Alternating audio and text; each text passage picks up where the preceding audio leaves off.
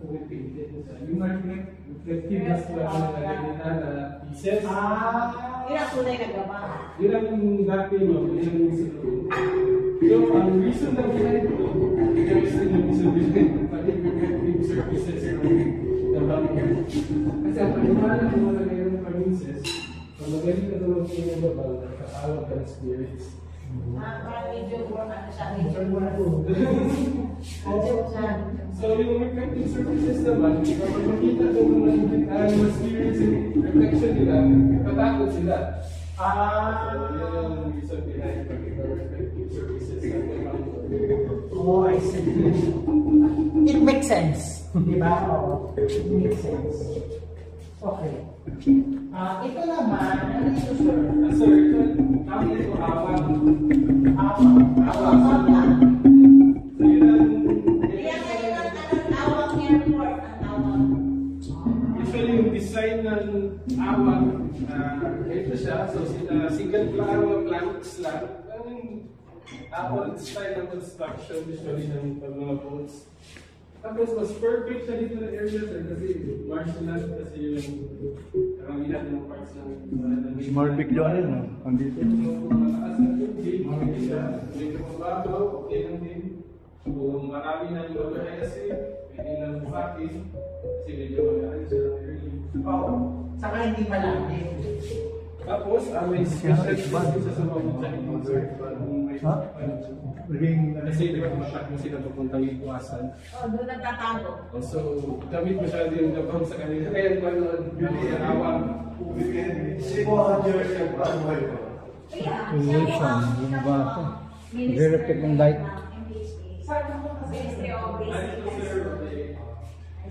Guys, second floor pa. Second floor, third floor.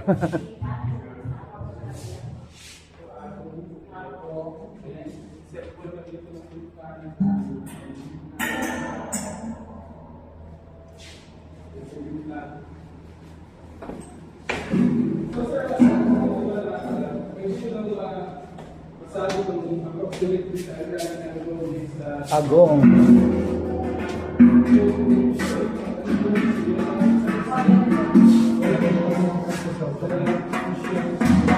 Lahat ng dogs sa Sol Classic. Dito sa Visayas ay Mindanao. May bilog siya sa gitna. Gusto mo tubig, makikita ka ng dogs sa bilog sa gitna. Either Visayas o Mindanao.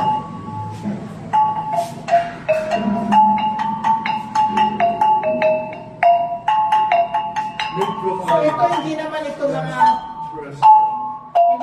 mga old.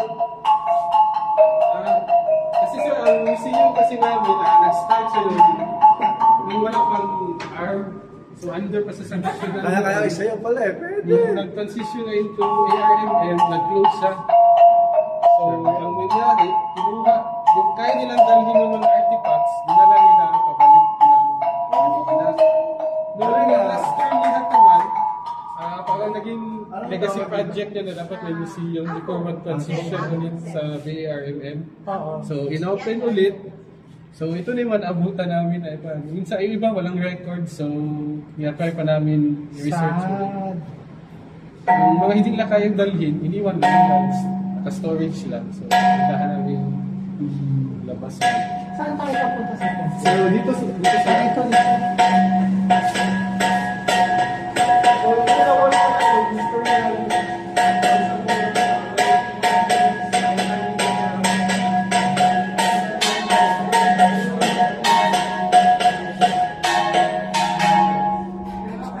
Nag-enjoy siya ang Emmy.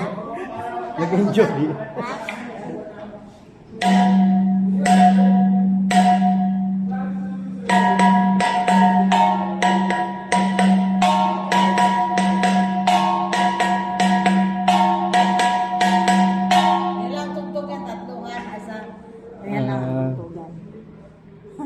Oh, may taas pa pala.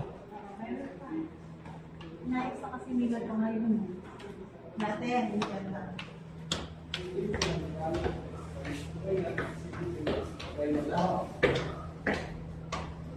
So, sa mga original dito. Okay, tayo na US government yung mga available weapons dito na parts. So, yung iba na nakatago ng tawag lang pusaka o heirloom, heirloom pieces. So, although may mga leads ako, pag nag-research ako, may nakatago, may blade ni Tato, ganito. Nung time na kailangan for exhibit, ayaw nila ilabas ng bahay. Naiiwan pa din yung takot na baka hindi na mabalik. Oo. Pero ang ibig sabihin na replica nyo na lang. Yun ang parang like ito, modern na ito kasi mono-steel na siya.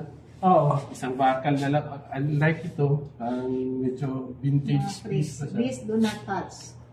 So ito, personal favorite ko to habang nire-research ko itong place. Dahil? Skip siya in significance or mga meanings. Kapangalan ni Chris Aquino. So usually yung Chris pala, hindi siya originally galing sa Philippines. So trade wear siya, galing Java. Indonesia. Dyan ang areas. Pero ang Chris nila, mas shorter. Usually, either secondary weapons lang siya and used for stabbing lang. Pang saksak lang siya, hindi ganito na pang actual na sword fight. So, nung napansin nila na hindi siya makakompete sa yung mga colonizers, yung ganung kahaba lang na piece. So, yun na yung ginawa ng mas mahaba ng mga Pinoy na smiths. So, ang unang problem nila was, maluwag yung hawakan pag yung sa maikli. Kasi circular yung tang. Papunta sa hawakan. So, to address that problem, ginawa nilang mas squarish. So, mas malapad. And then, mas humaba na siya. So, sir, pag tinanong kayo about sa Chris, anong pumapasok muna sa mind niyo? Chris. Sinabi Chris na the sword. Pampugot ng ulo. So, ang iba usually sagot nila, pag-twist, yung wavy daw na blade. Ako yun.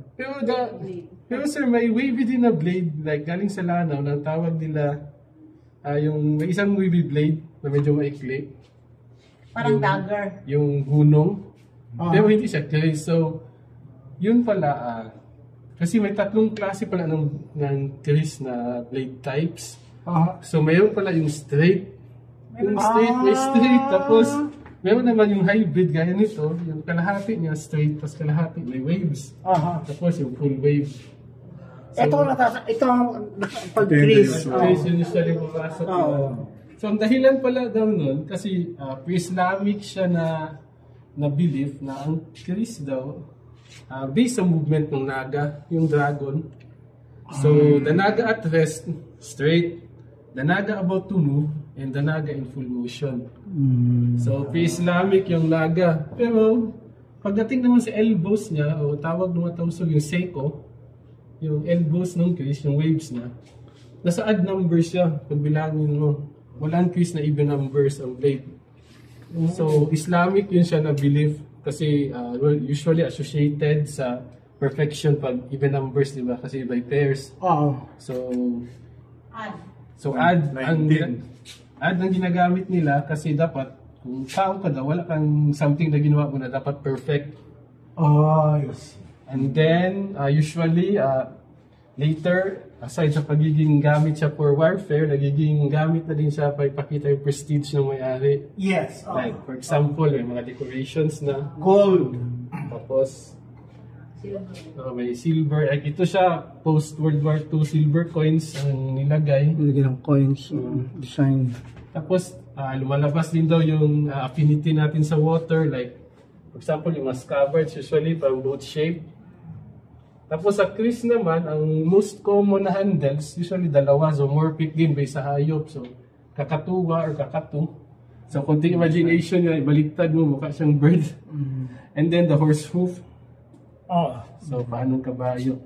So, to answer the question, sir, kung paano i-determine kung Chris ang isang sword, kasi di ba may iba-ibang klase ng types ng blade.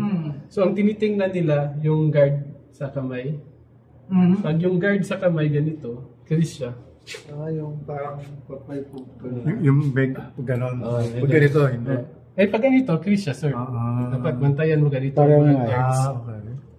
So, ang characteristic siya dapat ganyan. Itong guard sa kamay. Sa guard. So, kung straight man siya or wavy, dapat ganito ang guard sa kamay. So, may tatlong Chris. May wavy, may semi, wavy and straight. Straight. Tapos may straight. Now we know. Anong gamit ng fish? Pang-protect siya o pang-attack? Usually, nung naging mahaba na siya, sir, ano siya? Pang-espada na. Oo, pang-spada na siya. Pero hindi mo siya pwedeng gamitin. Primary weapon. Primary weapon na siya. Sa food ba? Parang hindi ata nila. Bawal. Hindi, kumbaga sacrilege pag Donkey. Yung iba kasi, sir, like yung namana siguro nila yung sa yung mga pamahiin ng mga nasa ibang bansa. Malaysia na beliefs like, di ba? Sumunod pang tao siya rather than sa mga animal. May mga stories din, sir, na yung twist na nila, ganun daw ang powerful na kahit itutok mo lang sa anino ng kalaban mo, nakasakit daw yun. Masama ba? Kahit ulo. So ito naman yung sa yakan, yung seputangan, so yung headcloth nila. So ang interesting sa mga yakan, sir, mapamahiin sila na group.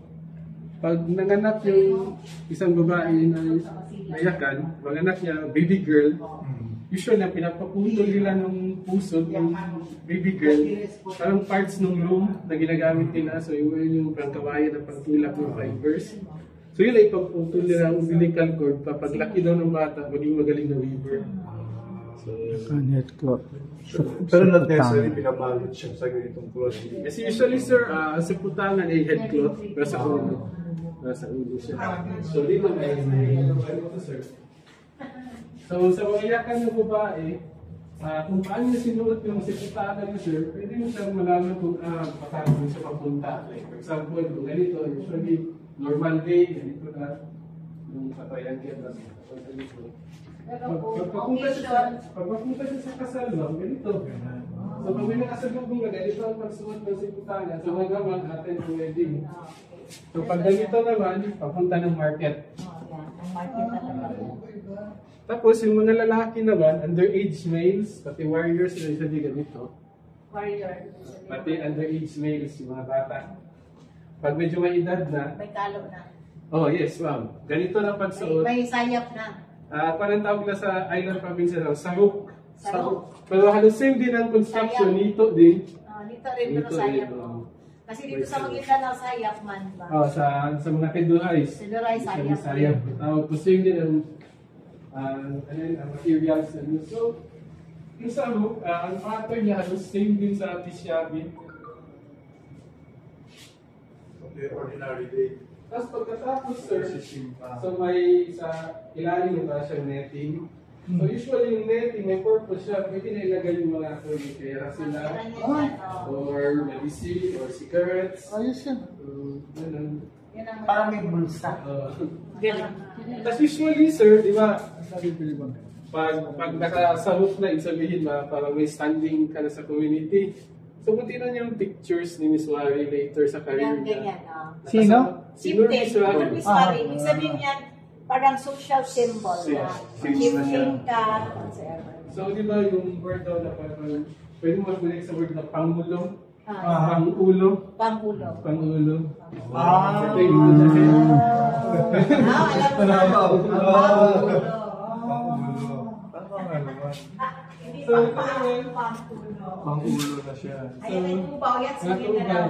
So, maging na lang siya, pero trade wear siya. So, meaning, pinapabili din nila sa ibang ethnic groups. Like, di ba, yung Matedoray, yung mga yan, din. Tapos, later na, yung 70s, na associated siya sa mga rebelde. Pero yung unang panahon, Yung pagsuot. although madaming ways ng pagsuot sa kanya, pero ito, some of the representative ka ng ano. So, medyo nag-focus kami sa civil status. Okay. Pag ganyan, Pag ganito, single, married, separated, widower. see. So, Projecting. Girl yan. Nag-project. Ano lang? Babae, yan, lalaki. Regardless. Lalaki. Lalaki. Lalaki kasi sumusuot ng tubaw. Ito, ano lang. Ito naman, royal family. So, there are 3 royal houses sa mainland. Royal houses. So, Maguindanao, Buluan, pati Buayan. Babayan. So usually, sa fold siya malaman daw ang relation kung ilang royal houses siya connected. Okay. So, kung isang Ilang fold, royal house yan? tatlo. Tatlo, okay. Tatlong folds. So, Paano na Ang folds is Stands for ilang royal house siya connected.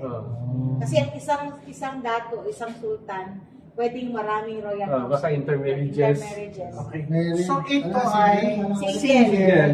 married, separated widow. Widower. So ito tayo. Ikaw yun. Oo, ako to. Although wala na yung malikin dito, pero pag-consult namin sa luma na photos din, sa mga babae naman sa Malong, kunya madami silang babae sa photos. So usually yung sinong first wife? Para lang hinang out ng wife. So yung first wife pala, pag yung Malong niya nakatali sa right, yung knot, Ganyan. yun siya ang first wife. Right. Ang second wife, Sa kabila. sa left. Ayun, Ano third. ang third wife? Sa likod. Baka lahat ata sa left na yun. Sa right ang first wife. Ito naman yung sa story section namin. So, nagsisin sila last time. So, Simunol eh. yes, Modern simunol, di ba? So, Pero ito yung original pa. Ito. pero nung pag-carbon date ata ng national decision, hindi talaga siya actually original. Siya yung pag-repair na nila ng ilang centuries ago. Pero luma pa din. Pwede na siya yung original post. Okay. So usually, naka-glass